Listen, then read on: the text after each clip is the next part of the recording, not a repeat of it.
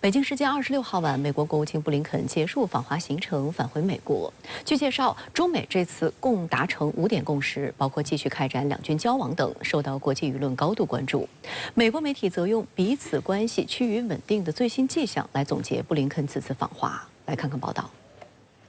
对于布林肯在中国的3天2夜，访问了上海和北京2座城市，有观察认为，这样的安排与布林肯此前公务外访基本都是旋风式访问大为不同，凸显了中美关系的特殊重要性。新加坡联合早报援引专家的分析指，通畅坦率的沟通可避免误判和采取更极端的对抗性施压行动。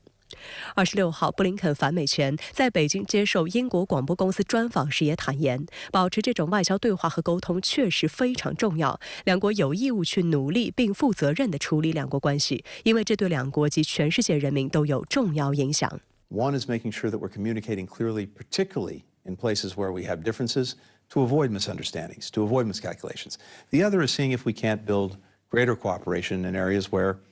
we have mutual interest in doing that. Look, and there are clearly areas where we have real and profound differences, but we're talking about it, we're making our intentions clear. But we've also seen progress in areas of cooperation on counter-narcotics, on military-to-military communications, now a dialogue on artificial intelligence, and also trying to build up people-to-people exchanges. 布林肯还在当天稍早时候，在美国驻华使馆的记者会上主动透露，他此访的一些成果将很快落地。 We'll share our respective views on the risks and safety concerns around advanced AI and how best to manage them. 实际上，建立人工智能政府间对话是去年中美元首旧金山会晤取得的20多项重要成果之一。近年来，这一新兴产业飞速发展，但也带来很多前所未有的挑战，需要中美共同应对。英国广播公司在报道中指出，中美虽然竞争激烈，但都设置了底线，比如双方都同意禁止人工智能管控核武器及无人机，这显示出双方意识到新技术一旦失控的严重后果。 中美双方也是肩负着一个特殊的责任，如何能够引导人工智能科技能够更加朝着这个健康的、积极的方向发展，同时呢，能够减少甚至避免呢，人工智能发展当中可能对人类的生活，包括这个国家的安全国际的安全带来一些这个有害的一些影响。 这次中美5点共识提到进一步推进中美禁毒合作，并宣布中美禁毒工作组将举行高官会。外界注意到，布林肯这次访华期间就在北京与国务委员、公安部部长王小洪举行会见。布林肯对中国在禁毒方面的合作表示感谢及赞赏，并称要继续做更多的工作。 美国政府高度重视禁毒国际合作，美国国务院甚至专门设有负责国际禁毒合作的助理国务卿一职，由托德·罗宾逊担任。他这次就随同布林肯一起访华。布林肯在记者会接受采访、录制短视频时，都将打击芬太尼作为重要议题来谈。由于深受毒品泛滥的困扰，造成严重社会问题，美方在禁毒合作上对中方有极高的诉求。尤其是正逢美国大选年，拜登政府非常希望能在这个议题上有所突破，给国内选民一个交代。 最关键的几个摇摆州，也就是我们说的铁锈带的这3个摇摆州，宾夕法尼亚、密西根和威斯康星州呢，他们都有这个中产阶级或者是蓝领吸食芬太尼的这样一个问题，因此拜登是必须要去解决这样一个问题，然后给自己的选民一个交代。中美就继续开展两军交往达成共识，受到国际社会高度关注。布林肯对相关情况也进行了说明。Last week, Secretary of Defense Austin had his first video call with Minister of Defense Don June. Direct, open, clear lines of communication like these are critical to avoiding miscalculations. 深圳卫视注意到，今年以来已经有多次中美两军正式交流。1月，第17届美国中华人民共和国防务政策协调会谈在五角大楼举行，双方强调保持沟通渠道开放的重要性，以防止竞争演变为冲突。本月初，2024年度中美海上军事安全磋商机制工作小组在夏威夷举行，旨在确保更安全的互动。美国海军太平洋舰队司令斯蒂芬·克勒前不久还率团参加在山东青岛举行的西太平洋海军论坛第19届年会。在布林肯结束访华回国的当晚，外交部北美大洋洲司司长杨涛在中外媒体吹风会上表示，亚太地区不应该成为大国决斗场，希望美方做出正确抉择，与中方相向而行，在亚太实现良性互动，放弃搞排斥对方的小圈子，不要胁迫地区国家选边站队，停止部署陆基中岛，停止损害中国战略安全利益，停止破坏地区来之不易的和平稳定。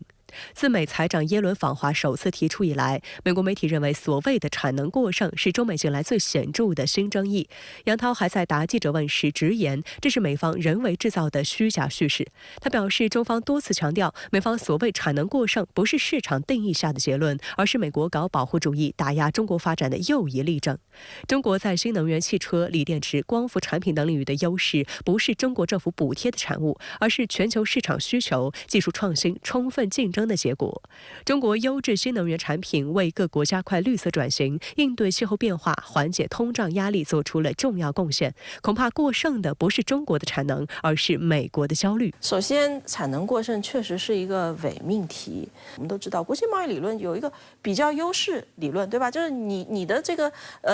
产能强大，你的效率高，你就可以制造产品，然后你有比较优势，你才能进行贸易，你才能够赚钱。结果到了今天，中国竟然被批评了，就是优等生，你太优秀了，你次次都考100分，别人还怎么活？然后就开始用产能过剩这么一个很奇怪的标签，然后倒过来批评中国，说你不要制造那么多产能，你让出一定的市场份额。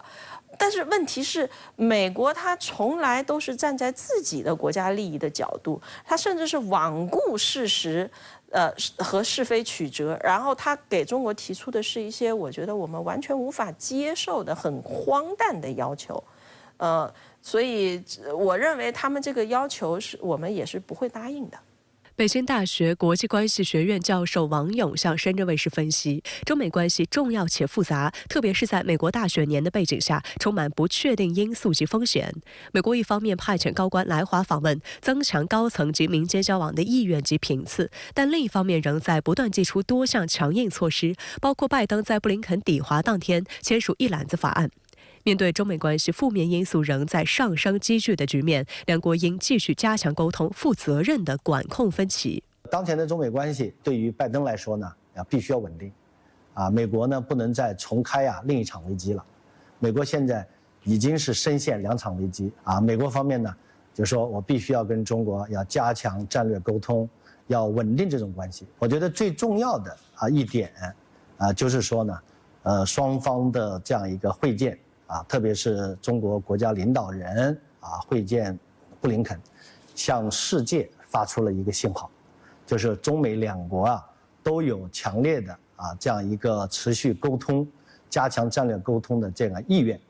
这是双方最大的共识。见面呢，就是最大的一个成绩。中央政治局常委、全国政协主席王沪宁27号在京会见傅昆萁率领的中国国民党民意代表参访团一行。他表示，两岸同胞同属中华民族，要秉持民族大义，携手共创民族复兴。当天，傅昆萁等还走访了小米汽车工厂。在回答深圳卫视记者提问时，傅昆萁表示，青年代表着整个民族的未来，希望更多的台湾青年到大陆发展。在会见中，王沪宁表示，我们将认真贯彻落实习近平总书记重要讲话精神，坚持一个中国原则和9·2共识，坚决反对台独分裂活动和外部势力干涉，持续推动两岸交流合作融合发展，同台湾同胞一道，为两岸谋和平，为同胞谋福祉，为民族谋复兴。王沪宁表示，我们始终尊重、关爱、造福台湾同胞，愿同台湾同胞共享中国式现代化发展机遇，共创中华民族绵长福祉。希望中国国民党民意代表发挥积极作用，共同推动两岸关系发展。希望两岸同胞，特别是青年一代，多参与到两岸交流交往中来，共同开创两岸关系美好未来。国台办发言人朱凤莲27号表示，两岸同胞同属中华民族，是一家人。在重大自然灾害面前，两岸同胞历来守望相助，共克时艰。27号上午，傅昆萁一行在国台办副主任潘贤长的陪同下，先后走访了小米汽车工厂和北京高级别自动驾驶示范区创新运营中心。在听取了详细的介绍后，傅昆萁感叹大陆新能源汽车产业的发展势头。我们深深地感觉到，我们的汽车科技的技术能够发展到如此的先进，而且已经不是在世界的一线，而且是超过一线，领先一线，非常的不容易。而且呢，这个价格呢非常的实惠。深圳卫视注意到，不少岛内民众也很关注大陆企业生产的新能源汽车。不少人在网络上感慨又好用又时尚，但是遗憾买不到。国台办发言人此前在发布会上就此表示，大陆新能源汽车受到台湾消费者的喜爱是很自然的事，希望台湾有关方面切实尊重台湾民众的消费选择权，让台湾民众享受到更多好产品、好服务。我们很希望不是买一部多买几部回去我想电车是未来发展的趋势。我们两岸一起来合作，让这个永续成为我们生活的日常，一起让我们的城市更加美丽，我们的空气更加清新。在北京高级别自动驾驶示范区创新运营中心，访问团一行了解并体验了大陆自动驾驶技术发展情况。那感觉非常的安全。那么我想这样的一个示范区也给我们一个全新的一个感受。我们也希望说，这个未来台北市也能够赶上，也能够搭上这个AI 智能这个无人驾驶车的一个列车。那我注意到访问团对无人驾驶技术在灾害应用方面的这个表现表示出了浓厚的兴趣，还详细的询问了，比如说遇到陡坡没有信号的问题该怎么去处理。那随后一行人呢是体验了无人驾驶车辆，体验后代表们对这项技术呢是给予了高度的评价，并表达了希望将其引入台湾的强烈愿望。那在回答关于深圳卫视提出的两岸青年交流的问题时呢，傅昆萁特别强调，青年代表着整个民族的未来，他也希望能进一步加强两岸青年之间的交流和交往。那在今天下午的会见之后呢，明天代表团还将访问文旅部和海关总署，并与台青台生进行深入的交流。此次访问呢将于明晚结束，届时呢全体成员将返回台湾。因为青年代表整个民族的未来，我们希望两岸的青年能够全面来交流。据悉，此次与傅昆萁同行的访问团成员还包括其他16位蓝营现任民意代表，成为自蔡英文2016年上台后人数最多的一次岛内民代访陆团。傅昆萁在此访临行前指出，民进党当局将两岸推向兵凶战危，导致两岸无法顺利沟通。台湾大量农渔产品无法行销大陆，观光产业也进入寒冬，全台百工百业都迫切希望两岸交流，民众共享和平红利。中国国民党主张两岸必须要和平，要交流，且正在具体实践。外界注意到，民进党原先说好3月宣布开放台湾民众组团赴陆旅游，但在赖清德当选后却出尔反尔，改为6月起禁止，让台湾旅游业及民众都对民进党当局失去信心。我想形势比人强，形势正在逼迫台湾当局做出一些应该有的反应。关键在于赖清德当局他是否有可能理智地面对两岸交流的现状，是否能够推动两岸民意的一个合理的一个互动的一个状态。值得注意的是，马英九日前率台青结束访陆返台后，蓝营政治人物接连传出访陆规划。中国国民党前主席洪秀柱刚结束在粤访问行程，而傅昆萁此次带团访问，他作为台立法机构里中国国民党党团的领军人物身份，以及当前正值台湾地区后任领导人赖清德就职前夕的时间点，备受外界关注。他自己也强调，这是责无旁贷的公务行程。香港中评社分析指出，从马英九访陆诉诸两岸和平，再到傅昆萁访陆，反映岛内期盼打开两岸经济交流的水龙头的呼声。那么傅昆萁先生带着台湾的民意代表来大陆访问，有助于进一步开拓两岸的民意交流的一个环境，能够提升两岸更多的理解，更多的认知，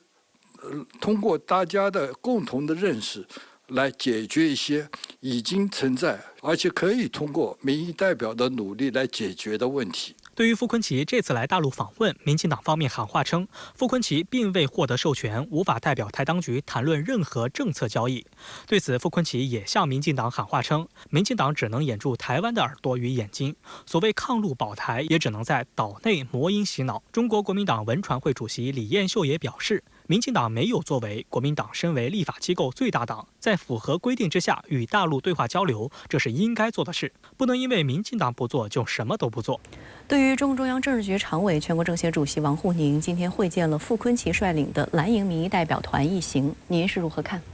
我注意到，对于傅昆萁的这次登陆，岛内最为关心的仍然是傅昆萁会享受到什么样的接待规格，尤其是会见到什么样层级的大陆官员。岛内媒体对此的关注程度不亚于前一段时间马英九登陆的时候，因为马英九既无党职也无公职，而傅昆萁则是具备了台民意代表与岛内立法机构国民党党团总召的身份。在这种情况下，岛内舆论自然就会将傅昆萁享受到的接待规格看成是观察两岸交往是否包容与对等、是否相互尊重的重要指标。而在我看来，王沪宁会见傅昆萁一行，其实就是在以实际行动回应岛内蓝绿双方长期以来的共同关切。王沪宁既是中共中央政治局常委，也是全国政协主席。在这种情况下，大陆不仅邀请傅昆萁一行登陆，而且安排王沪宁在北京人民大会堂亲自会见，其中相互尊重、相互包容、彼此平等的意味，实际上就呼之欲出了。在这里我尤其要强调的是，这绝对不是像一些绿营人士所说的那样，属于大陆战术性的统战行为。我认为，这背后实际上是新时代党解决台湾问题总体方略的具体体现，它蕴含着未来大陆解决台湾问题的新思路。那傅昆萁将此行定调为和平破冰之旅，您对此是如何看？我想傅昆萁将此行定调为和平之旅，这个很好理解，因为任何形式的交流都有利于促进两岸和平。关键是傅昆萁为什么要在和平后面加上破冰2个字，也就是定调为和平破冰之旅，这就有些令人费解了。因为早在2004年，当时的国民党主席连战登陆访问的时候，定调的就是破冰之旅。连战此行破的是国共两党近60年来未曾公开交往的冰。在此之后，国共两党的交流更是实现了常态化。那么在这种情况下，为什么傅昆萁的此行还叫破冰之旅？我认为，首先傅昆萁此行破的是两岸体制内的机构，尤其是民意机构未曾交往的冰。因为过去无论是连战登陆会见时任中共中央总书记胡锦涛，还是8年前习近平与马英九在新加坡的会晤，都是属于共产党与国民党之间的党对党交流。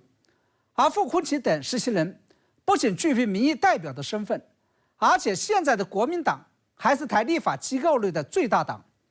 这就使得傅昆萁的此行具备了将两岸交往从体制外深入到体制内的意味。我想这也是傅昆萁这次登陆访问具有高度政治象征意义的原因。因为傅昆萁一是国民党党员，2是台立法机构民意代表，3是岛内立法机构国民党党团总召，这种兼具体制内和体制外的2栖身份，可以恰到好处地完成将两岸交往从体制外推进到体制内的使命。其实我认为，傅昆萁此行破的是蔡英文执政8年期间两岸体制内，也就是官方与半官方层面交往再度冻结的冰。我们知道，在承认9二共识的马英九执政期间，两岸不仅在经贸与人员交往上出现了大交流、大合作与大发展的良好势头，而且这一势头还在一定程度上扩展到了两岸的官方与半官方层面，也就是既有海协会与海基会的常态化交往，也有官方机构层面的事务性交往。然而8年前，由于拒绝承认9二共识的蔡英文与民进党再度执政，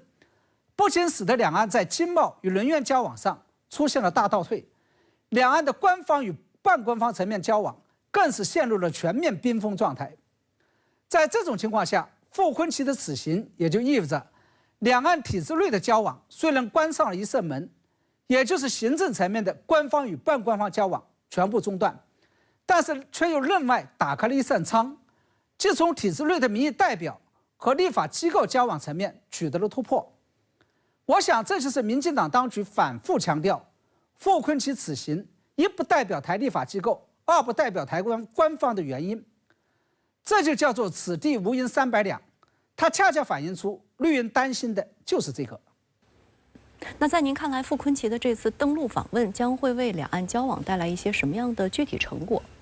我注意到，跟不久前马英九登陆时更加注重务虚，也就是从更高层面促进两岸的文化与血缘认同不同。傅崐萁这次登陆访问的目的，这显得相当务实，也就是要恢复一度受到了阻碍的两岸经贸和人员交流问题。其一要解决台湾农渔产品销往大陆的问题，二要解决大陆游客赴台旅游的问题。简单来说，就是货要出得去，人要进得来。那么对于傅崐萁的呼吁，大陆国台办发言人朱凤莲也给予了积极的回应，称将采取积极措施推动包括旅游在内的两岸交流与合作。那么这也就意味着双方在这个问题上已经有了默契与共识，在不久的将来，大陆极有可能会送出相关的大礼包。那么值得注意的是，过去2、3年来，民进党当局也曾经反复呼吁大陆恢复一度受到阻碍的两岸经贸与人员交流，大陆都不为所动。然而当民进党踏破铁鞋无觅处的时候，国民党却是得来全不费工夫。这背后发出的信号是，它不仅仅意味着大陆已经定下了两岸经贸与人员交往进程不受赖清德上台执政影响的政策基调，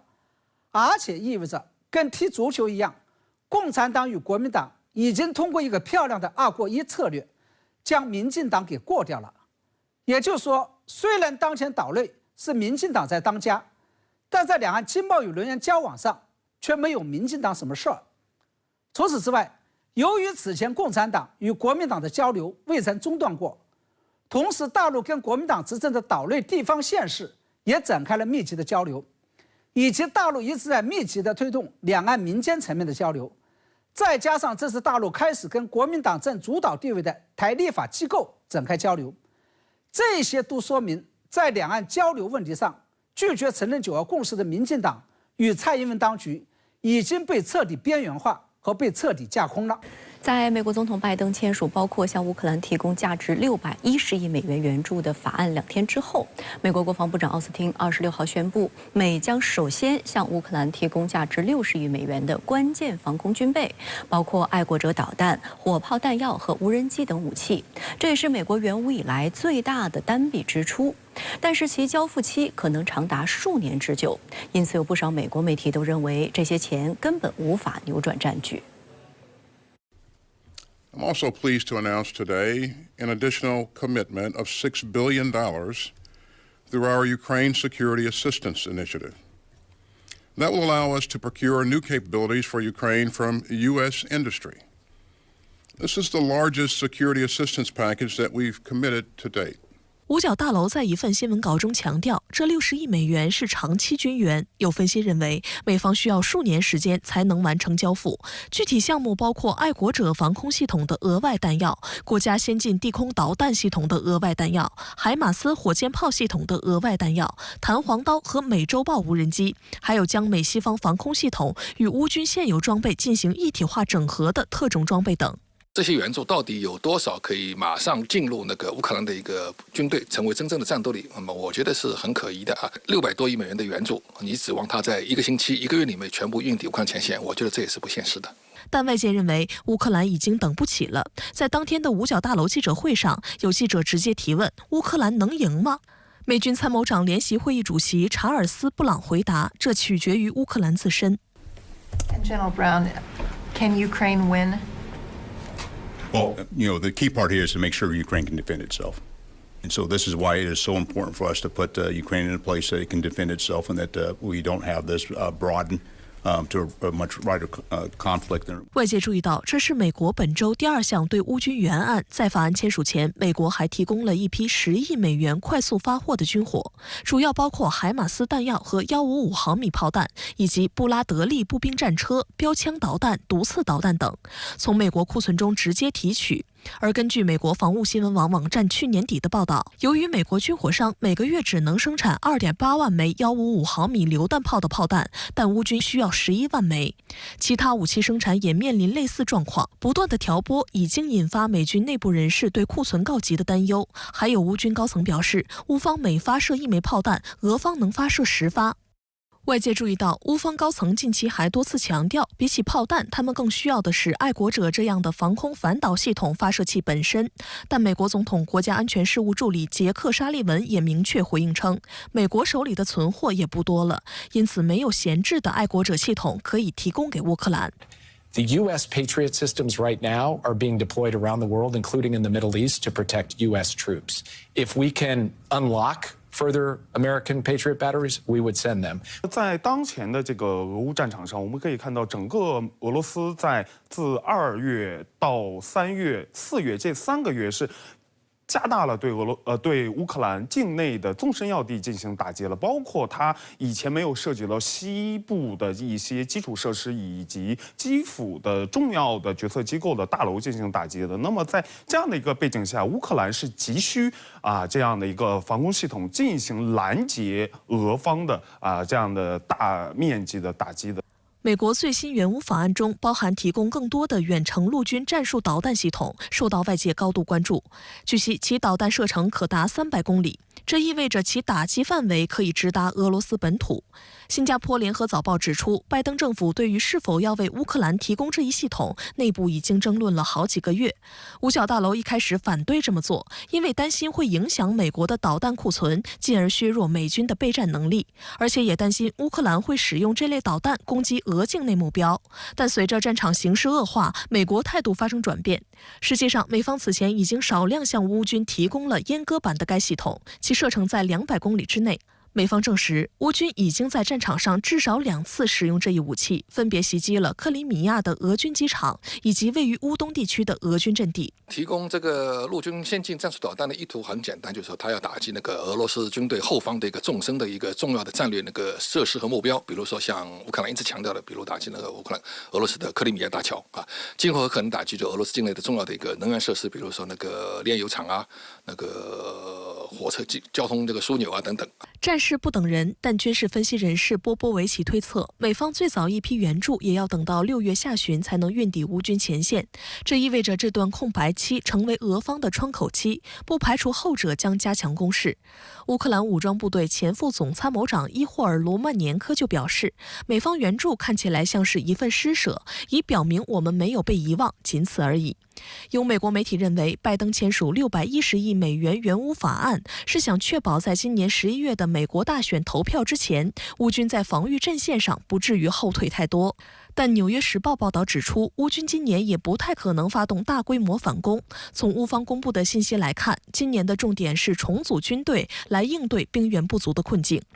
实际上，11月美国大选也为援乌法案的未来增添更多不确定性。美媒指出，主张削减乃至切断对乌军援的美国前总统特朗普可能重返白宫，令乌克兰政府非常不安。对于拜登签署的这份巨额援乌法案，俄方以空袭乌方基础设施进行回应。据乌克兰当地媒体报道，27号当晚，俄罗斯空袭乌克兰多个地区的能源设施。乌克兰最大的私营能源公司 DTEK 说，旗下4个热电厂的设备在袭击中严重受损，所幸没有人员受伤。据悉，乌克兰80%的热力发电和约35%的水力发电能力被破坏。如果在冬季到来之前不能修复这些设施，后果将十分严重。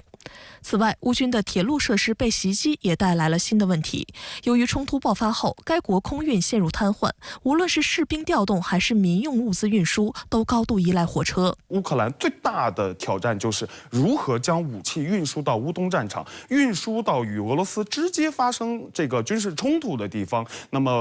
俄罗斯是有能力对乌克兰西部以及它中部的一些军事储备基地以及军事要地，以及它中线的一些这个战略防守的地方进行战略打击的。那么俄方为了应对美西方对乌克兰这样的一个大规模的军事这个援助，那么我认为俄方会抓住在这个法案批准后的空窗期，对乌克兰进行大规模的这样的一个反攻。美国国防部长奥斯汀宣布，向乌克兰提供迄今为止最大一笔援助60亿美元，用于为乌军采购美制武器装备。那么其中都包括哪些项目呢？是否能够扭转战场局势？根据奥斯汀所说，这笔钱是从美国军工企业采购防空导弹系统、反无人机设备、火炮及炮弹、空地导弹等。显而易见，美国此举军援乌克兰倒在其次，主要目的是给美国军工企业送钱。可以说，俄乌冲突爆发至今，美国军工企业赚的是盆满钵满，而这也是美国不愿意看到俄乌冲突结束，一直在拱火的重要原因。这笔美元看着金额挺大，但对于乌军改变战场局势起不了多大作用。首先，美制武器普遍比较贵一套爱国者防空导弹系统的价格就在11亿到13亿美元。60亿美元才能买区5套而已。如果是购买155毫米炮弹呢，也就买70万发，因为美国的155毫米炮弹一发的价格已经被炒到了8560美元，贵得离谱。而乌克兰现在提出的爱国者防空导弹系统需求数量是25套，155毫米炮弹400万发注意乌方是同时需求这些武器弹药。那么大家可以算算，60亿美元同时去采购爱国者和155毫米炮弹，数量能有多少？显然和乌克兰的需求相差非常巨大其次，美国这笔60亿美元的采购订单需要花数年时间才能完成，也就是说，乌克兰这儿呢都饿得眼睛发蓝了，美国却只能给乌克兰喂点稀粥，保证乌克兰不至于饿晕过去，却无法让乌克兰变得生龙活虎，去和俄罗斯在战场上较量。试想一下，美国这种给乌克兰吊命的做法，让乌克兰始终处于饿不死却也活不忘的状态，又怎么让乌军改变战场局势有消息爆出，美国之前援乌的 M1A1 坦克在战场上一直坐冷板凳，那反映出美国援乌武器的什么问题呢？ M1A1 一直坐冷板凳的说法不确切。乌军在今年2月开始把 M1A1 坦克投入阿夫杰卡方向与俄军作战，但是表现不佳。到目前为止，已经被俄军摧毁了至少5辆，却没有取得值得一提的战绩。而根据美国参谋长联席会议副主席布雷迪海军上将的说法， M1A1 由于受到俄军无人机的巨大威胁，现在撤离了前线。从 M1A1 坦克的情况可以看到，美国援乌武器存在这样一些问题：一是不给乌克兰最先进的武器，美军最先进的坦克是 M1A2 SEP3， 而 M1A1 呢就比较落后了。最明显的差距是缺乏车长独立周式观瞄镜，不具备猎间作战能力，防护力也相对较差。爱国者导弹系统也类似美军最先进的是爱国者 PC3 MSE， 但提供给乌军的是出口版爱国者 PC3 CRI。 显然，美国担心最先进的武器如果在乌克兰战场被摧毁会严重影响美国军事技术的声誉，以后向外卖就不好卖了。二是武器系统太过复杂，野战维修困难。美制武器在技术上无疑是先进的，但是结构复杂，维修起来呢很麻烦。乌军在作战中受损的爱国者防空导弹系统、海马斯火箭炮布雷德利步兵战车、M777 榴弹炮等等美制武器都只能后送到北约的欧洲国家或美国本土进行维修。这不仅大大增加了维修成本，还导致乌军在武器运用上越发捉襟见肘三是控制太严格，使乌军不能根据战场情况进行针对性的调整或改装。美国在去年9月就将 M1A1 坦克交给了乌克兰，但直到今年2月才允许乌军在战场上使用，错过了最佳使用时机。而且，美国不许乌军在 M1A1 上加装抵抗无人机、巡回弹和反坦克导弹的额外防护套件，比如顶棚、反应装甲等。导致 MA-A1面对俄军无人机、巡飞弹打击时毫无招架之力啊！美国为什么不许乌军加装额外的防护套件呢？理由令人啼笑皆非，因为加装额外防护套件之后，显得 MA-A1呢很矬啊！这种死要面子活受罪的要求，让乌军士兵呢感到十分不满。4月27号，2024深圳设计周开幕。本届设计周主题为“设计让生活更美好”，由深圳市人民政府与国际设计理事会联合主办，吸引了全球设计界的顶尖人才和机构参与，共同探讨设计在赋能、高质量发展、高效能管理、高品质生活中的重要作用。作为1年1度在深圳设计周首发的深圳城市形象宣传片，敢为人先再次成为传播热点。3、2、1，启动！今年是深圳获得联合国教科文组织创意城市网络设计之都称号的第16年。深圳设计产业创新力和设计行业影响力不断提升，已经成为经济社会高质量发展的重要引擎。深圳设计也成为具有国际号召力的城市品牌。本届深圳设计周推出4+23+N 活动矩阵和主展场加分展场加新展场多层次设计展示和交流形态，构建永不落幕的深圳设计周，营造全域全民共同参与的浓厚氛围。开幕式发布了深圳最新的城市形象片《敢为人先》。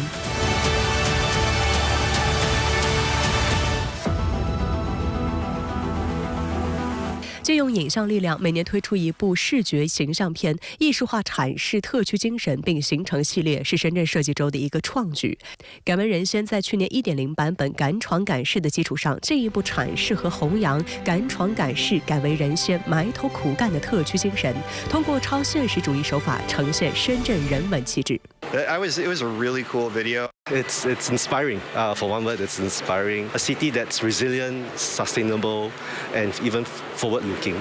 Again, it demonstrates to the whole world that Shenzhen is something that everyone should watch out for. 敢为人先这部宣传片推得非常及时，让人感觉就是耳目一新，把科技的、文化的和我们理念的高度的融合在一起。我身后的这个大型装置呢，就是2024深圳城市形象片《敢为人先》中所呈现的重要道具，名为“梦想之翼”。我们刚刚近距离观看，就可以感知到这个装置的复杂程度及制作难度都极高。据了解呢，“梦想之翼”从图纸转化为实物用了6个月的时间，最终实现了艺术和技术的完美结合。该装置将在本次深圳设计周的主场馆之一深湾瑞云中心，连同环球设计大奖鲲鹏奖成果作品展一起持续展出。据了解，本届深圳设计周将首次举办环球设计大奖鲲鹏奖，此外还举办全球设计之都城市圆桌对话暨全球设计师大会等活动，吸引众多国际知名设计师参与。It's amazing and also quite inspired. The all team in Shenzhen are the committed and the big passion for going to the future using the power of design. It's nice that you combine the traditional, you still appreciate what is already happening culturally, but then you have to transcend it you have to embrace the technology, the AI and everything. 作为设计之都，我们要站在全球引领这样一个角度吧，重新定义我们深圳它的设计的价值，它作为所有产业的引领性的高端的重要的一个核心驱动力。开幕式上发布了全球设计之都城市深圳倡议2024，业界人士倡议通过设计推动全球合作，促进产业发展，赋能城市高质量发展，并为全球可持续发展做出贡献。It's all about the creativity. It's all about the community around design. It's not so much a competitive thing between specific companies. And bringing together other countries' representatives here is inspiring for other countries to see that. 在深圳什么都可以做，我很期待看20年后深圳会怎么样的？当地时间26号，越南国会主席王廷惠提出辞职，同时辞去越共中央政治局委员职务，获越共中央委员会接纳。继上月20号被称为越南最年轻国家主席武文赏辞职之后，越南政坛4驾马车短期内再少1员。据粤通社26号报道，越南共产党第13届中央委员会当天召开会议，同意王廷惠辞去越共中央政治局委员和越南国会主席职务。报道称，根据越共中央检察委员会和其他有关部门递交的报告，王廷惠违反党员行为禁令，未能发挥模范表率作用，对社会舆论造成不良影响，损害党、国家及其个人威望。在认识到自身责任后，因而辞去各项职务，请求退休。公开资料显示，王廷惠出生于1957年，来自越南北方，曾留学东欧。2001年，经济专家出身的王廷惠进入越南政坛，党政工作经历涵盖财政、审计、国有资产等经济领域，曾出任审计署副审计长，此后历任审计署审计长、财政部长、越共中央经济部长。2016年至今，王廷惠先后担任越南政府副总理、河内市委书记和越南国会主席。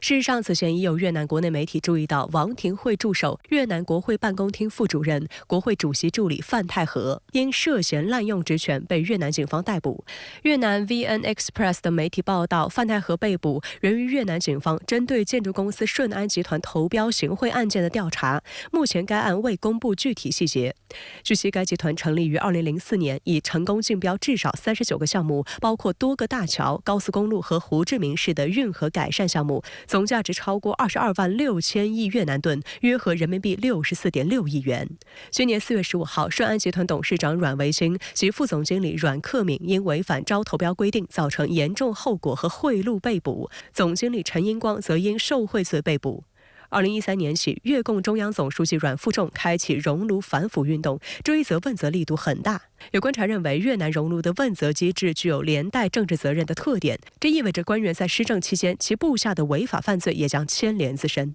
此前被称为越南最年轻国家主席的武文赏辞职，也是受到他此前就职广义省委书记时的部下违反犯罪所牵连，承担作为单位一把手的责任。我想这表明了，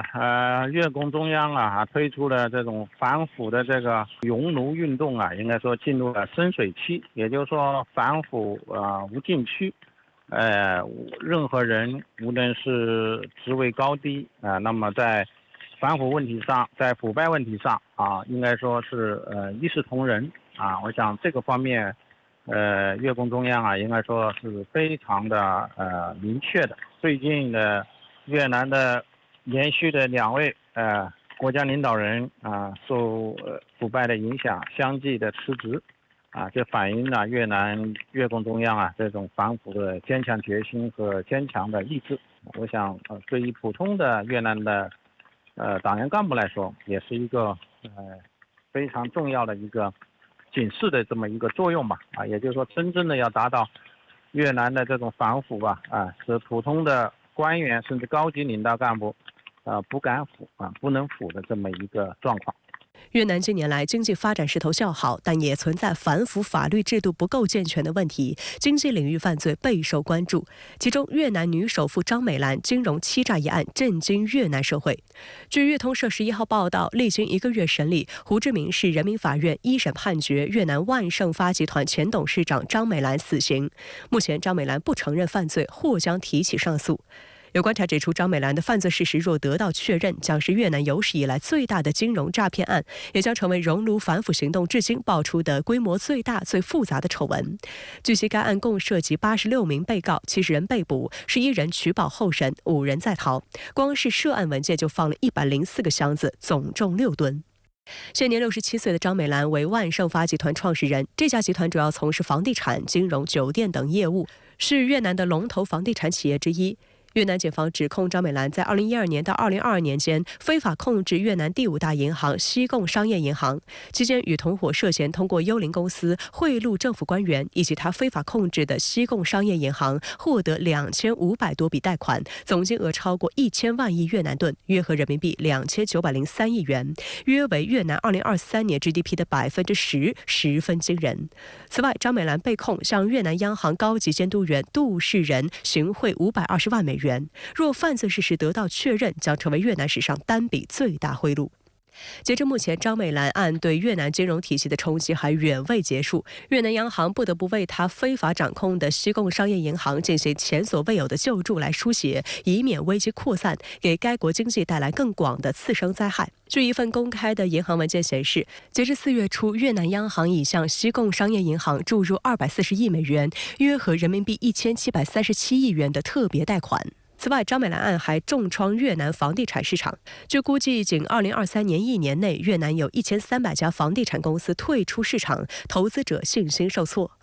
外界注意到，因经济犯罪被判死刑的案件在越南极为罕见，可见张美兰案对该国经济社会的冲击之大。越南媒体认为，追究张美兰的责任有助通过反腐营造良好营商环境，安抚投资者。张美兰的这个腐败案件呢，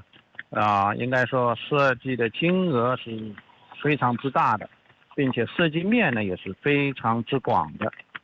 影响呢是非常之坏的。如果说不进行严肃的处理的话，就不能够这种越南腐败的这种高发的态势给予一定的这种警示的作用。实际上就标志着可以说，越南的反腐要进入一个新的阶段，特别是对这种金融领域、房地产领域这种高发的这种腐败的这种领域要进行一个彻底的这么一个清理。我想在这个方面，可能越南无论是从党的这个层面，还是从这个政府的层面，可能会进一步的规范在金融领域和房地产领域的相关的一些规章制度来进一步的使越南的这个经济走向这种健康的发展的轨道。